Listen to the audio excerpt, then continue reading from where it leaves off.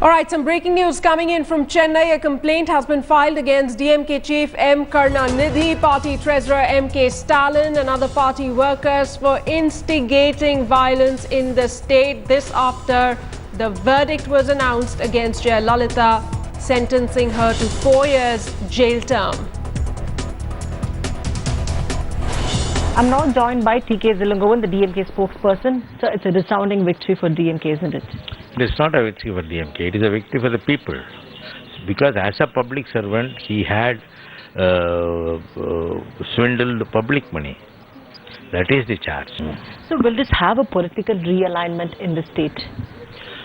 See, political realignment has nothing to do with this particular case.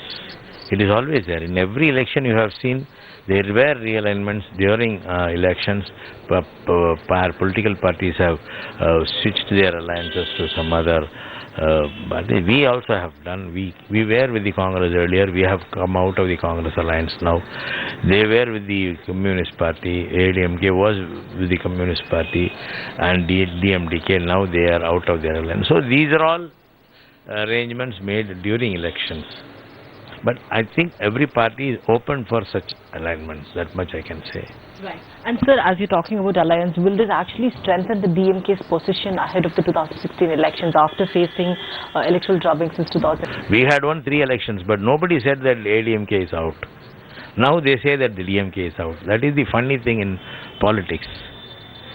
So, this is not going to decide the victory of any political party. It is the failure of the state government. AIADMK supporters are drawing parallel to the 2G case and also this case, and they're saying it's just 66.6 crore rupees. So what lies ahead for the DMK, you know, comparing with the 2G case and this case? So how would you like to react to it?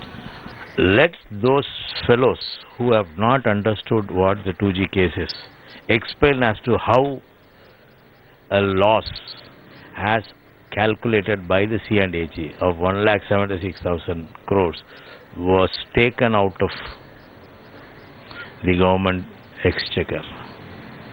See, it is a myth, it is a balloon. It will serve only the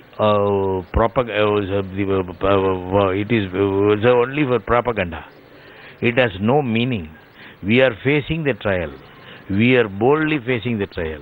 We are not trying to change the method of trial. We are not delaying the trial. We are facing it, and we know that there is nothing like 1,000. Nobody knows what is 1,76,000. Who just asked them how this money was taken. Just ask them.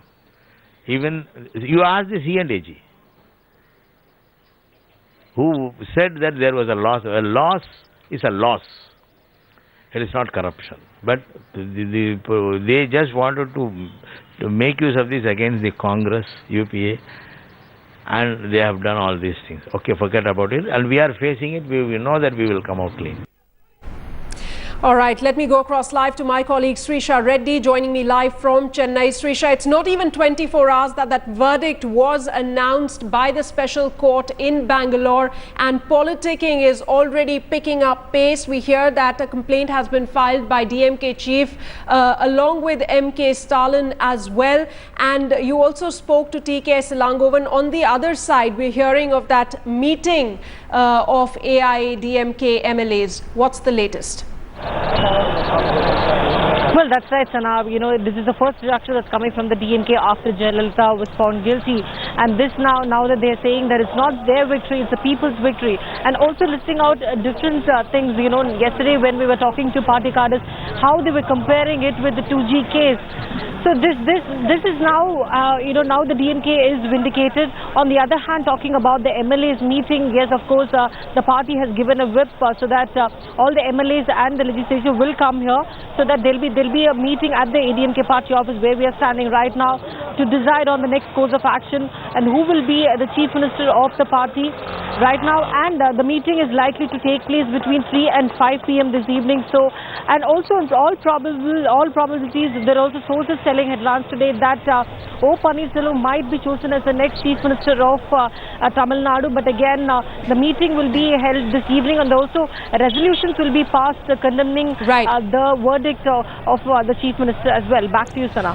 Absolutely, Srisha. As far as Jayalalitha's replacement is concerned, one can expect surprises over there. For now, thanks so much for joining us with the latest inputs. Meanwhile, the AIADMK chief spent the night in the Bangalore Central Jail, and the morning after, tension is palpable both in Bangalore and in Chennai. The party that is still reeling from the shock of their supreme leader being sent to jail for 4 years has now issued a whip to all its MLAs to be in Chennai by today for the legislator party meeting.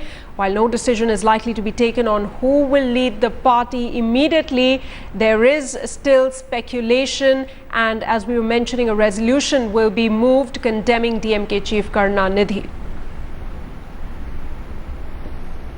Ratnika Sharma, my colleague, joins me live from Bangalore with the latest. Ratnika, there's still tension in Bangalore. We believe security has been upped. What's happening on the ground there? What information do you have?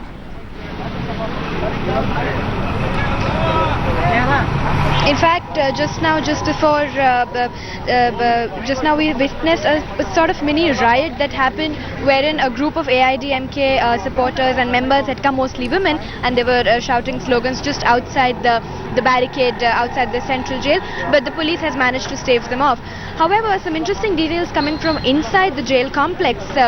We've been told by our sources that Jayalalitha is housed in this special room called the superintendent's room, which is inside the jail complex. It has an air conditioner, it has a telephone and a television as well. And interestingly, this was the same house where B.S. Yediyurappa was also lodged when he was arrested and jailed for about 24 days. Shashikala and Elavarsi are also sharing a room, and Sudhakaran, Jayalalitha's adopted son, is sharing the prison with Janardhan Reddy, interestingly, who was accused in the Bellary mining case. Right. So those are the kind of interesting details that are coming from inside the jail complex. So that's the latest from the central jail. All right, Ratnika, interesting details as far as the story from inside of the jail is concerned. Thanks so much for joining us there, Ratnika Sharma, reporting from outside the Bangalore Central Jail. Now, the party that commands brute force in Tamil Nadu Assembly has been left headless without Jayalalitha, and the party is still reeling from the shock of yesterday's verdict. The AIADMK will now be holding its legislator party meet today, and while the appointment of a new leader is unlikely, the party is expected to pass a resolution, in fact, against the DMK chief who had initiated this case 18 years ago. Last night the doctor all attended, and it is last night it has happened like this. Is there knee pain, is there diabetic, Amma is the diabetic, knee pain and everything is there. One thing we can say, this is the Karunanidhi regime, they have filed the false case, politically motivated case, false case.